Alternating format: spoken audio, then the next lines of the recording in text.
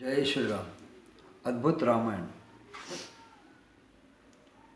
कार्यास्व भवदेशा पुण्य पुण्यापुण्यत्मिनिमा श्रुति तद्वेषादेव सर्वेषु सर्वदेह समृद्ध भाव नित्य सर्वत्रोधात्मा कुंडस्थ दोष वर्जिता एकसी विद्वेषक्ता मायाय संभवतः। इसी कार्य में यह पुण्य अपुण्य देख जाता है, ऐसी श्रुति है। इसकी वजह से सब देहधारियों को देह की उत्पत्ति होती है।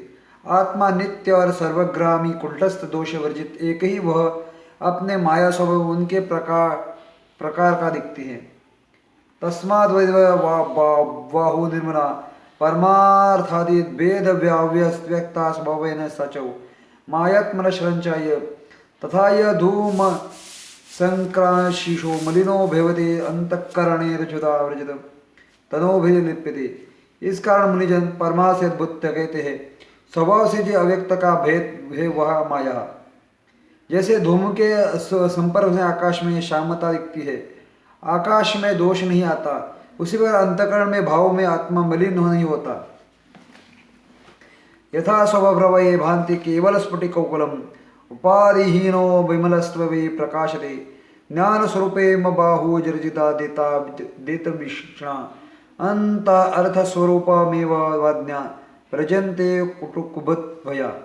जैसे स्फटिक मणि केवल अपनी कांता से ही शोभा को प्राप्त होती है, उपाधिहीन होने से निर्मल है, यह उसी प्रकार आत्मा प्रकाशिक होती है। बुद्धिमान इस जगत को ज्ञान स्वरूप कहते हैं, कुबुद्धि अज्ञानी उसका अर्थ स्वरूप देखते हैं। कुंठ से निर्गुणो व्याप्ति चैतन्य स्वभवता दृश्य हर्त रूपेण पुरुष भ्रांति दृष्टना भवा यथा सलक्षते व्यक्ता केवल स्फुटको जनः रक्त काव्यो भिन्ना तत्पुरुषो वह कुंठस्थ निर्गुण व्यापी आत्मा स्वभाव से चैतन्य है। भ्रांति दृष्टि वाले पुरुषों को यह अर्थरूप दिखती है। जैसे मनुष्य को केवल स्फटिक प्रत्यक्ष दिखता है और व्याधिदान से होने से ललिमा और आदि दिखती है, उसी प्रकार परम पुरुष पृथ्वी शुद्धि में देह में प्राप्त होने से उपाधि मान दिखती है। तस्मादारक्षरात् शुद्धो नित्य सर्वागते उभया उपास्यव्यो मंतव्य श्रोतमिष्य मुक्षिषा यदा मानसि चैतन्य भाति सर्वत्र सदा योगिनो व्याधिनेन तदा संपदे स्वयं। इस कारण आत्मा अक्षर शुद्ध नित्य सर्वत्म विनाशी है, वही उपासना करने योग्य मानना योग्य है और मोक्ष सदना योग्य है। जिस समय मन में सर्वांगी में चैतन्य का प्रादुर्भाव होता है, तब योगी व्यवस्थाधीन व्यवधान रहित होता है, उसको प्राप्त होता है। यदा सर्वेण भूतात्मा स्वात्ममेव पश्यते सर्वभूतेषु चात्मना ब्रह्म सपेति स्वयं दा सर्वेण भूतानि स्वत्मेनैव पश्यते एक भूते परिणसी सदा तदा भवति केवलम। जिस समय संपूर्ण प्राणियों को आपत्ति आत्मा में दिखती है और उन अपनों को सब भूत में दिखता है, तब उस ब्रह्म को प्राप्त होता है। जो सब भूतों का अपने में दिखता है, तब यह एक भूत केवल ब्रह्मा को प्राप्त होता है।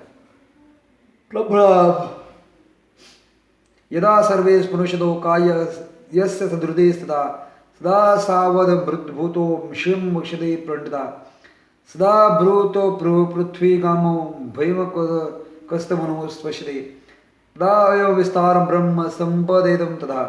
जब उसके हृदय की सब कामना छुट जाती है, तब यह पंडित अमृतभूत होकर शिवों को प्राप्त होती है। भूतों को पृथ्वी में एक स्थान में दिखता है, उसी समय ब्रह्म विचार को विस्तार के प्राप्त होता है। सदा पश्यते ताश्चान्ते यो केवल परमार्था माया मात्रा जगत कृत्स्वा तदा भवन्ति निरुता तदा यदा जन्म दुःखा व्याधि नमेकेशो जन्म जमहा केवल ब्रह्म विज्ञानम जायते सदाशिवा। जब परमात्मा को अपनों को केवल एक दिखता है और जगत को माया मात्र दिखता है, तब निवृत्ति होती है। जिस समय जन्म जरा जन्म व्याधियों को एक ही औषधि केवल ब्रह्म ध्यान होती है, तब वह शिव होता है। यथा नदी नादा नदा लोके सार्वजन ययुः तद्वीदा मरक्षेण सु निष्कलं नैक भजते तस्मा विद्वन में विश्वस्तु न पश्यते में सदसा संस्थिता अध्ययन वृत्ति लोक विज्ञान तेन मृचते तेन मृदे। जैसी नदी समुद्र में जाकर एकांत को प्राप्त होती है, उसी प्रकार से यह निष्कल आत्मा अक्षर में मिलकर एकात्म को प्राप्त होती है। इस प्रकार से विज्ञान ही यह प्रपंच और स्थिति नहीं है। लोग अज्ञान से व्याकुल होकर विज्ञान से देखते हैं। जय